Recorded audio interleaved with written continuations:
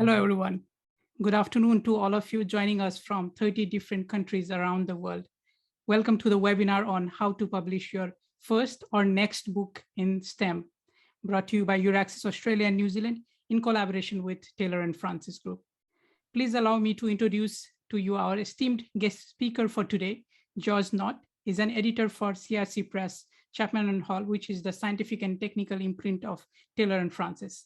He commissions new books in computer science, robotics, statistics, and data science, including in interdisciplinary and applied areas. He is currently based in Sydney, and he collaborates with authors in the region to develop and publish new books for students, researchers, and professionals. Thank you very much, George, for joining us.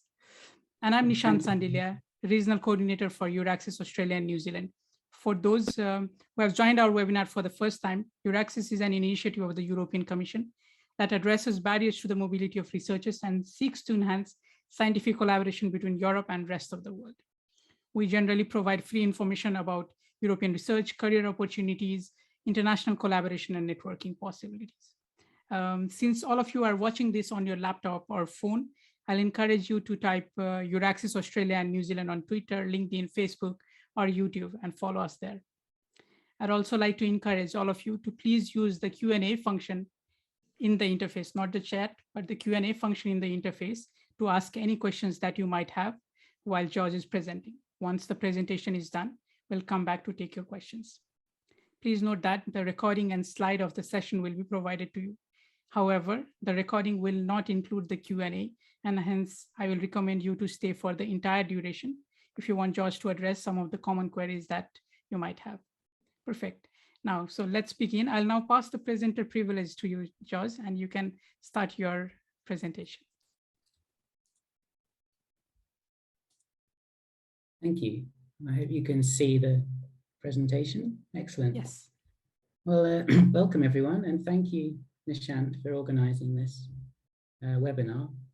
As Nishant mentions, I'm a commissioning editor with Taylor and Francis, working with CRC Press, which is the scientific imprint. And I commission books in computer science and statistics with authors in Australia, New Zealand, and the wider region. And today I'm going to talk about how to approach publishing a book in STEM, perhaps your first book. And the presentation will be relevant to really proposing any kind of book, but with particular relevance to STEM projects. My email's down there and it will be at the end of the presentation as well. And I'd love to hear from anyone afterwards who might be interested in publishing a book. If it's not relevant for my list, I will be able to point you in the right direction. So today, I'm going to give a quick overview of the talk. I'll give a quick history about CRC Press, not too long. I'll give a bird's eye view of the publishing process to try and give a sense of the timelines and the main processes involved. And I'll give a deep dive into the first stages of the publishing process, proposing a book and having the initial idea for a book. And I'll also talk briefly about converting a PhD thesis into a book and some of the key points you might want to think about when doing so. And I'll also talk at the end, towards the end, about open access. Sorry about this, my mouse is unrolling. There we are. Options for open access publishings, which are increasingly available for authors today at Taylor and Francis. And then, as Nishant mentioned, there'll be some time for questions afterwards.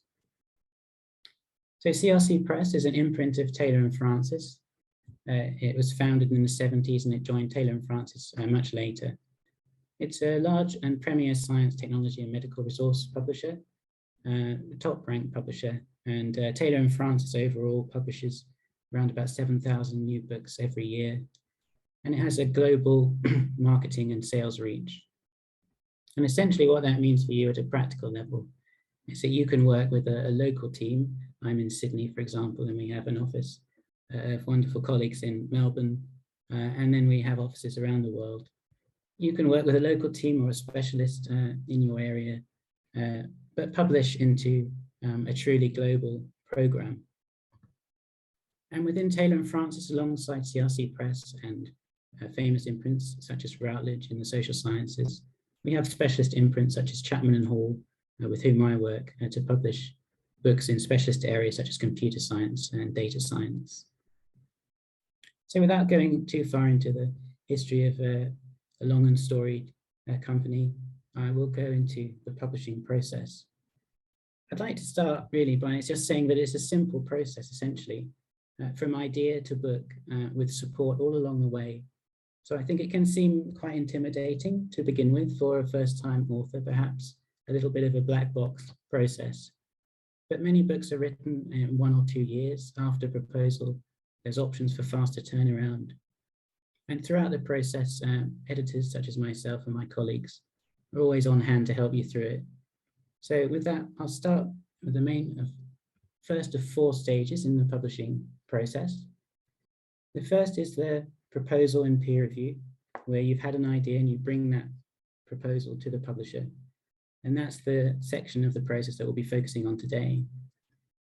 The next stage in the process, of course, is the writing of the book, which can take anything from 3 months to 2 years or even more. 3 months would be a much shorter book of around 25,000 words or so, 25 to 50,000 words. And of course, some books are much larger and more elaborate and would take a little longer to write.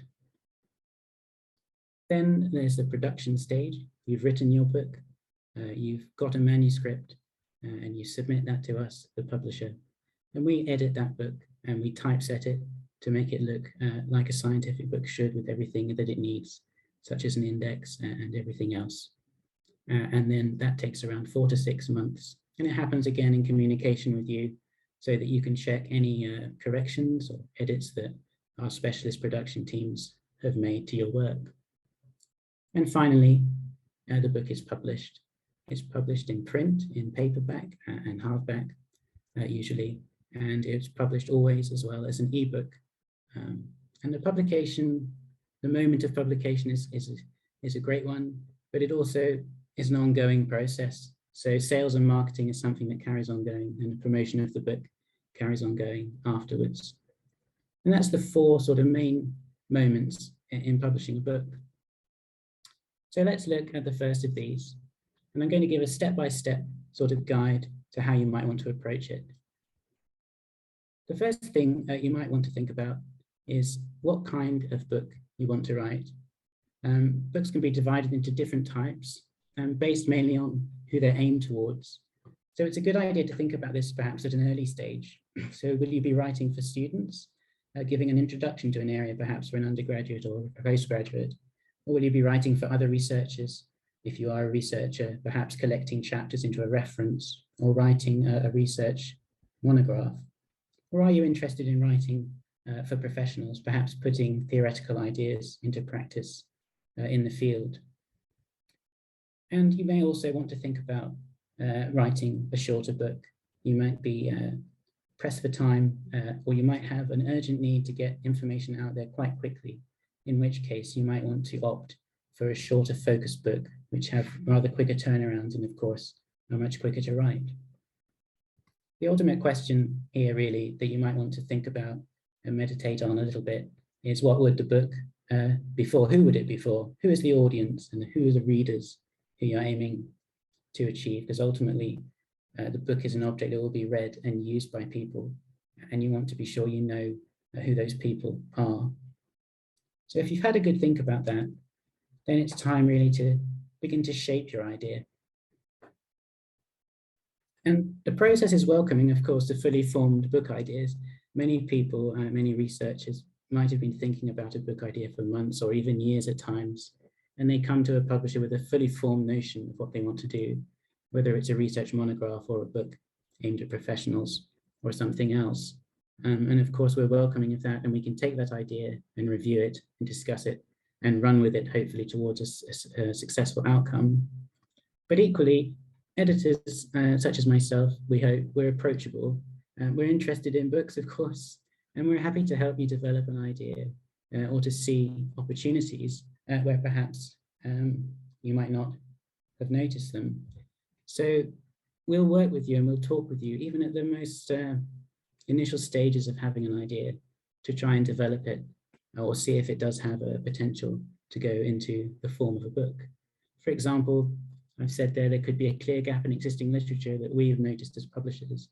There could be practical application of a theory or an issue that you've been working on. at quite an abstract level, there could be relevance to another domain, so a cross-disciplinary sort of application of a book. And there could be interest to a non-expert, but an informed audience who would be fascinated by your work, but who come from another profession or another field. And these are things that we can think about. So you want to hone your idea down a little. Who is the idea for?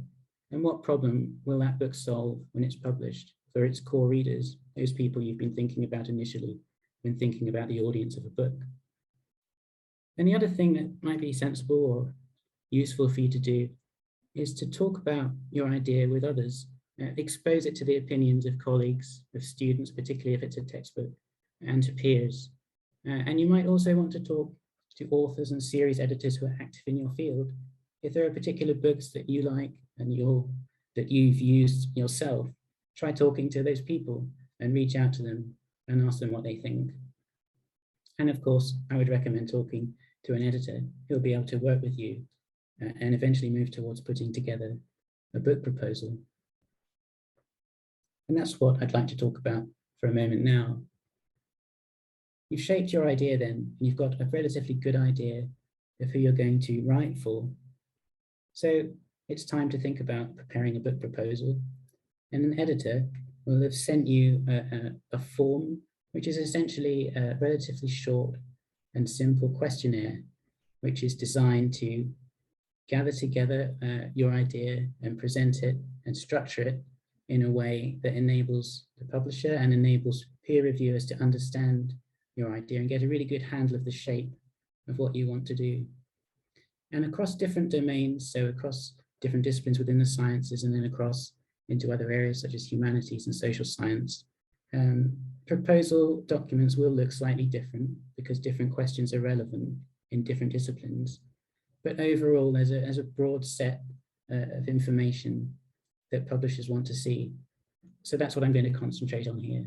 So you would use the questionnaire that they've sent you, that's the recommendation, because it's targeted for a specific list of books to a specific area, and that's what the publisher is used to assessing. I put this here to make it concise and to the point.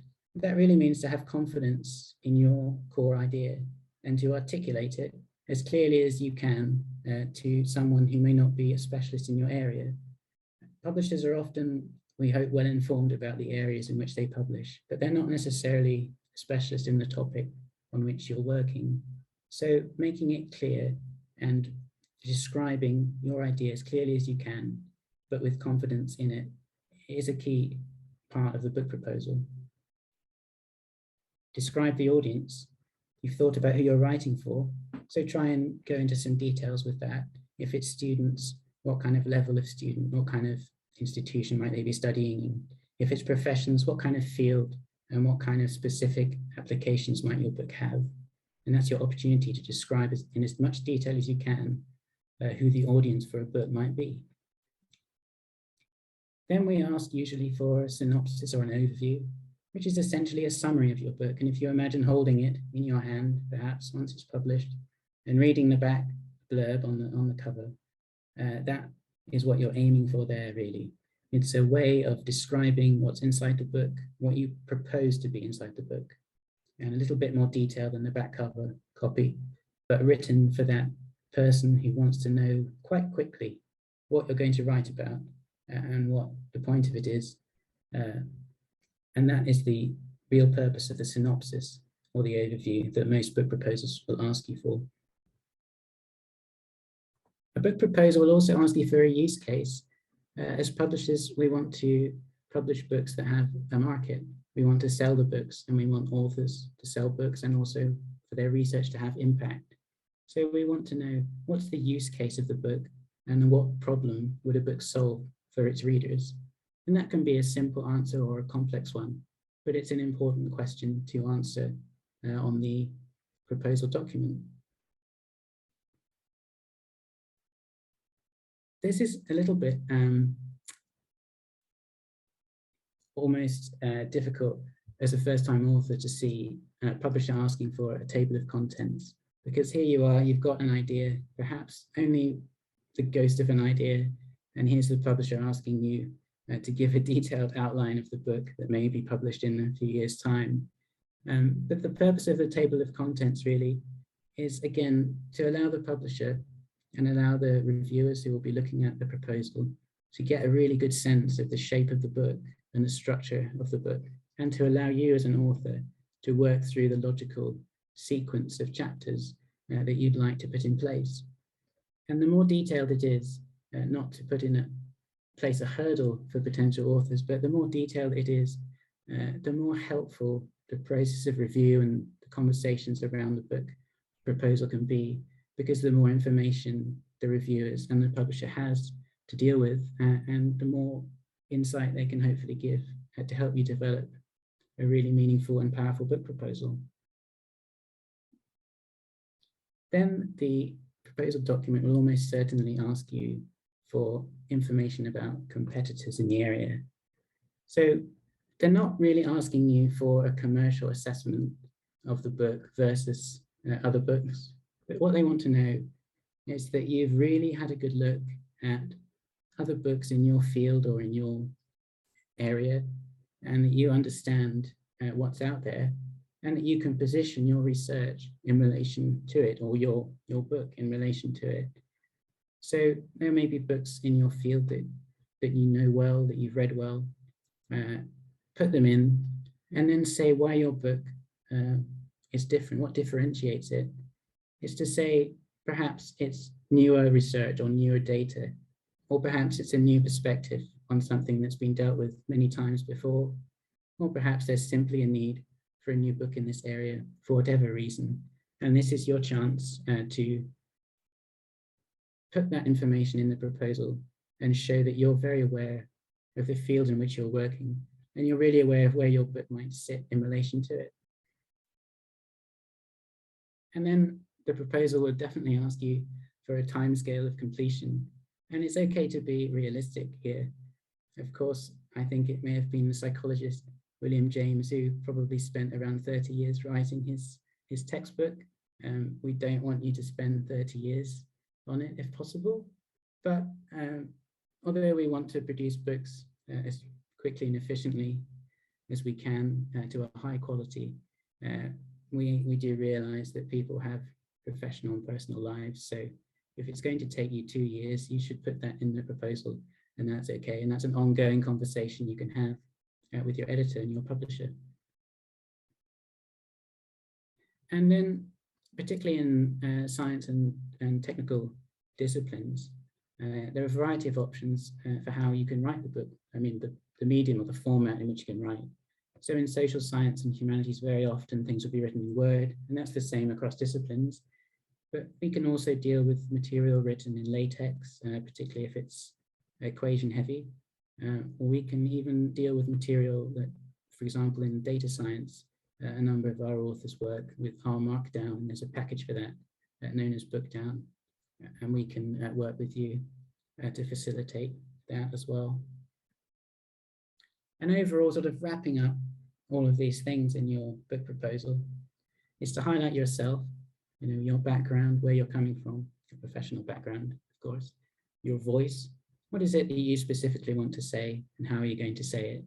And again, your core idea, so have confidence in it and articulate it on the book proposal, and that will shine through and be very evident to whoever's reading it.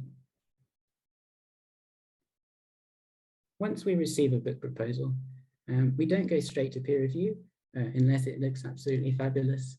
We would read through it and we would talk with you a little bit about it, and then we would send it off to peer review. Peer review is a process that can take a couple of months or so for a book, or a little bit longer. And the purpose of it really is to assess the book idea using external expertise. So people in your field or people in your profession will give their opinion on the book. The process is relatively simple. We send it out for review. We get that feedback back to us, and then we have a discussion with you. We would send you the relevant feedback, and we would refine the proposal, and hopefully we would want to go forward with it. Occasionally, a proposal would need major changes in order to make it a useful kind of book.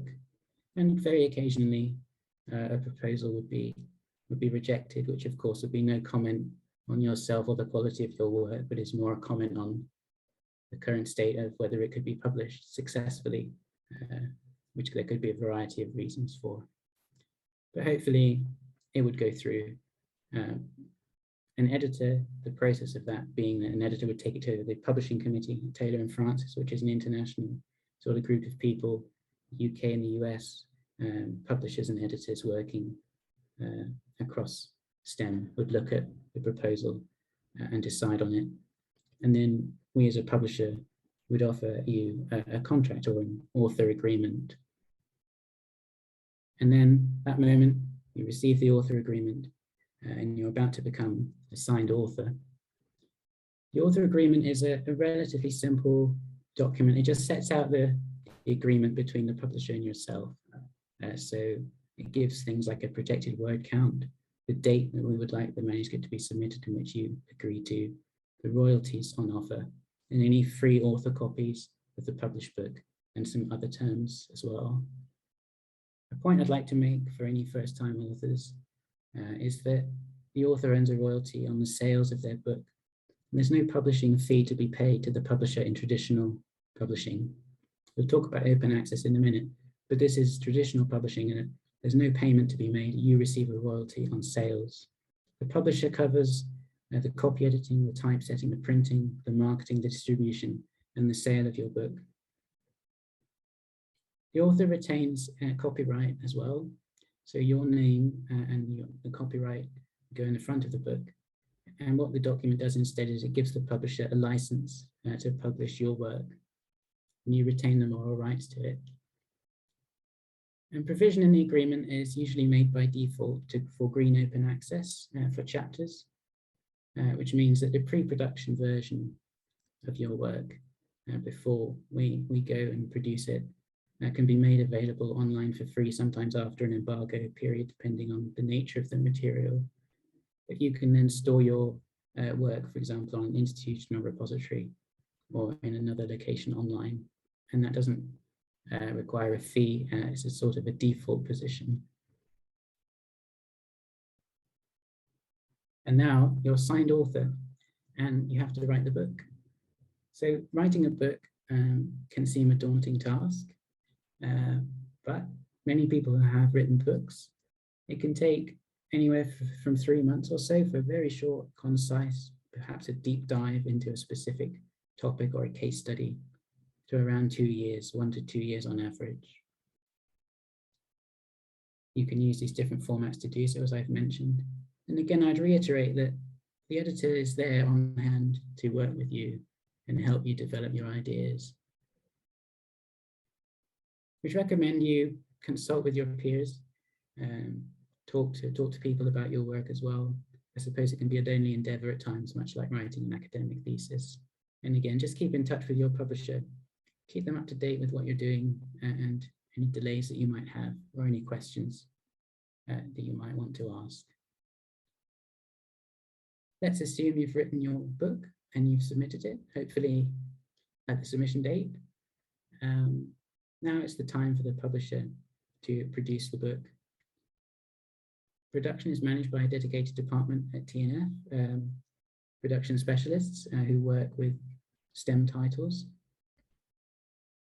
And your work will be copy edited at the language level, and that means that an editor is going to go through it and correct any errors that inevitably creep into a long piece of work, and make it, well, easy to read. It will make it smooth to read, and the publisher will also typeset your manuscript so that it looks like a book, essentially into a house style.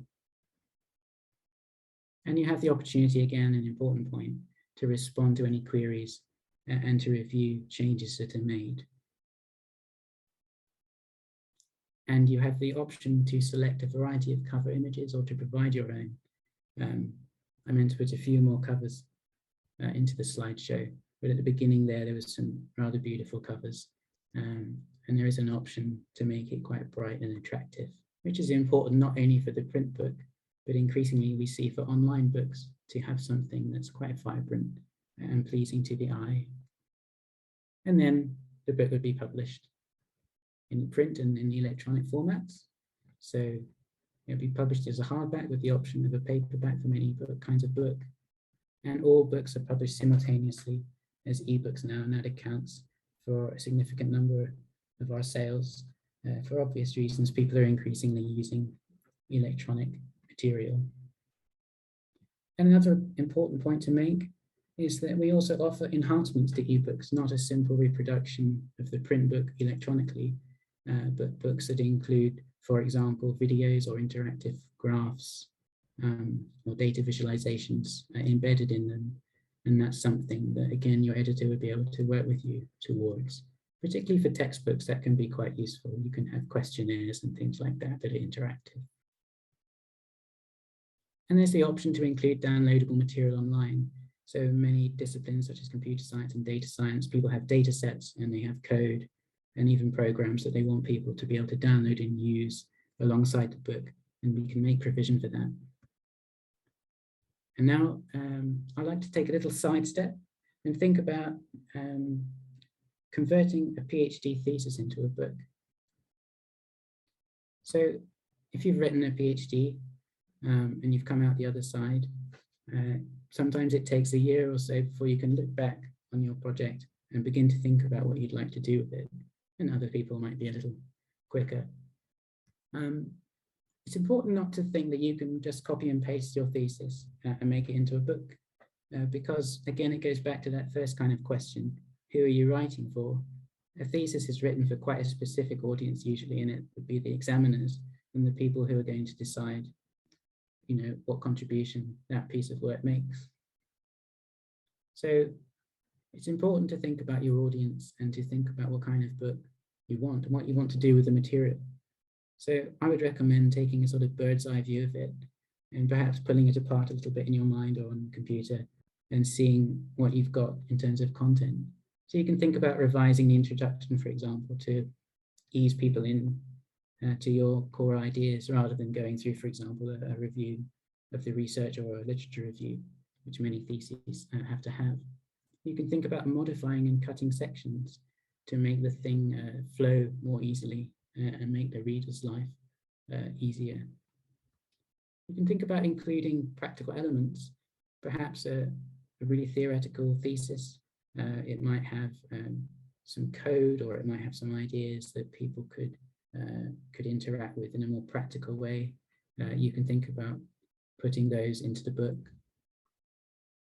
And again, try to restructure the contents to make it flow more easily and make your argument flow more easily for the audience who you have in mind. Adapt the language and style for the new readers. That's almost a sort of sentence level look at things. You try and write something a little bit more punchy, a little bit clearer, that someone's going to actually want to read, because examiners, of course, have to read your material. That's their job. But a reader, you have to bring them along with the ride for you. And so that's really important to think about how you're writing it and what you want to do with it. And you can expand on your conclusions, because sometimes you might have ideas or trends or trains of thought that you wanted to take up but which you couldn't during the thesis process, during the PhD process. So now could be your opportunity to expand on some of those thoughts, and perhaps theoretical or speculative work that you wanted to do, which you weren't able to do for your PhD, could be something that could go into a book. Yeah, so overall then, don't copy and paste, but think about what you have and what you want to do with it. And do talk to an editor who will be able to help you think about some of these things and the kind of book you might want to create out of it, whether it's could be just could be a research monograph, or you could develop something like a supplementary text for people who are learning about your area. Now I'd like to talk briefly about open access.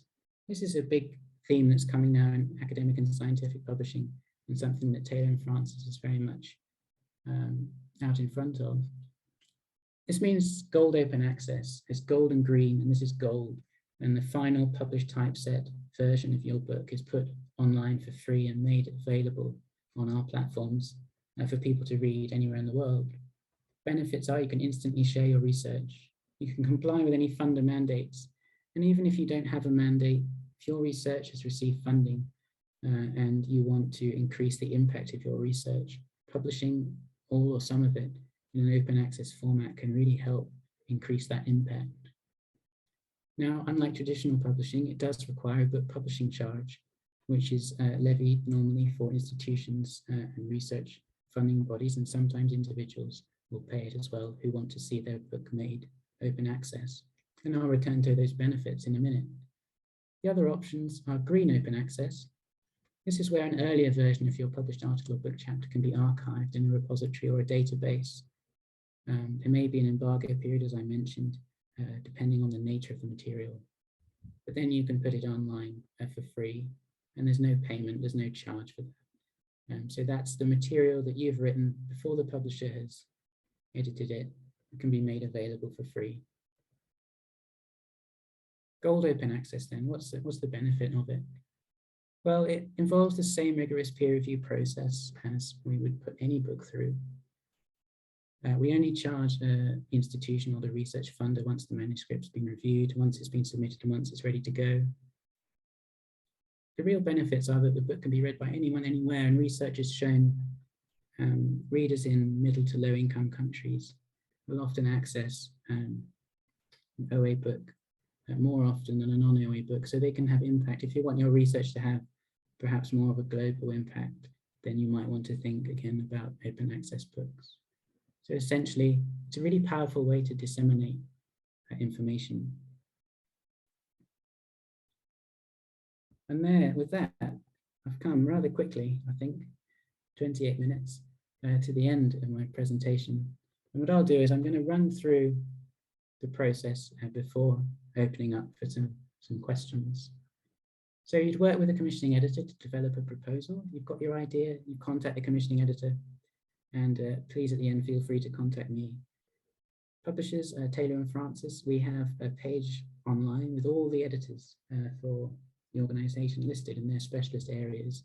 You could probably find it by typing into Google or looking at our website on the How to Publish section. And you can search by keyword, for example, or have a look down the list, and then you can contact a commissioning editor. And even if that person doesn't necessarily want to work on your project, they'll be able to point you in the right direction. Then you would talk to that editor, they would send you a questionnaire, and you would prepare and submit that proposal. It would go out for peer review. Those reviews are received. We would offer you an author agreement contract. And then as an author, you would start the writing process and keep in touch with us. And we keep in touch with you as you write. Sometimes manuscripts can be sent out for review themselves, so not only the book proposal, but the finished manuscript. And that can be useful for a number of ways of getting some more insight from experts and peers. So that's something that we can also offer. Then the manuscript is submitted and we check it through for practical details. And then it goes into our production department. The cover is designed and it begins to look and feel like a book. Then there's a little bit of activity around pre-publication. The book would go up on our website, so the record would appear there for the first time with the cover image, with the description, and be available for sale, pre-order. Then the book is published, which is a really great and satisfying moment as an editor, and I'm sure as an author as well, to see your book come out as a physical product and as an electronic product as well. It's quite a good feeling, really. And then, as I mentioned before, it's published, but the work of the publisher, and indeed to some extent the work of the author, continues, and you want to promote your work and increase its impact. So it's almost a topic for another call, that you would be trying to use social media, you would be talking to your colleagues, putting a banner in your email, for example, and just getting the word out there about your book. Yesterday I found in the window of my local bookstore here a book by a professor who I know back in the UK, and I sent her a picture of it and she was shocked to see it here. I don't think she'd seen it in UK bookstores yet, but that's just testament to the fact anecdotally that there is a global sort of machine that makes these books available. So yeah, if you would like to discuss any book ideas, I'd love you to get in touch with me. That's my email address, my Twitter, which I started last year. And I'll now open the floor up for any questions that I think Nishant might have collected for us. It's a fair place to wrap the session, Jos. And on behalf of everyone who is listening to you, a big thank you to you for taking out time from your schedule. I'm sure our audience got a lot of useful insights from you. To wrap up, please allow me to reiterate to keep an eye on our social media platforms to get notified of such informative webinars, just like the one I said is going to follow STEM webinar. With that, we come to an end of today's session, signing off for today and wishing you a good week ahead. Thank you very much for tuning in. Thank you. Thank you. Thanks, everyone.